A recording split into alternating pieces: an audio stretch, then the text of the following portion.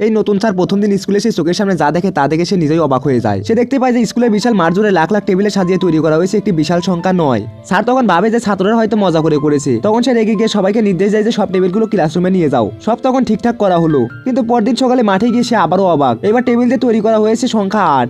Sir এবার বিষয়টাকে challenge হিসেবে নিল।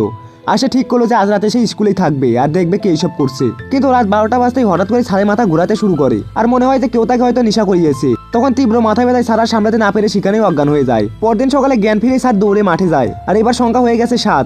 এরপরে দিন যায় আর সংখ্যা কমে 6, 5, 4। এই সময় স্কুলে অদ্ভুত ঘটনা ঘটতে শুরু করে। ছাত্ররা তখন অস্বাভাবিক আচরণ, মারামারি, এমনকি পুরো স্কুলই যেন তখন ধ্বংসের পথে। তখন স্যারের মাথায় আসে একটা ভয়ঙ্কর ধারণা। সে ভাবতে থাকে যে সংখ্যা যদি শূন্য হয়ে যায় তাহলে হয়তো পুরো স্কুলটাই ধ্বংস হয়ে যাবে। অবশেষে সেই দিন এলো। তখন মাঠে শূন্য ছাড়া কোনো সংখ্যা নেই। তখন স্কুল ফাঁকা, এমনকি কোনো ছাত্রও নেই, শিক্ষকও নেই। স্যার তখন একা দাঁড়িয়ে আর হঠাৎই আকাশ থেকে একটা টেবিল এসে পড়ে তার মাথায়। তখন সে আবারও অজ্ঞান হয়ে যায়। পরদিন সকালে চোখ খুলতে সে দেখতে পায় যে সবকিছুই ঠিকঠাক। তখন সে মাঠে গিয়ে তাকিয়ে দেখে যে সংখ্যা লেখা আছে -1। তখন সে বুঝতে পারে যে এটা হয়তো কোনো স্বপ্ন ছিল। কিন্তু এখন প্রশ্ন একটাই, যদি এটা সত্যিই স্বপ্ন হয় তাহলে মাঠে -1 সংখ্যাটা কোথা থেকে এলো?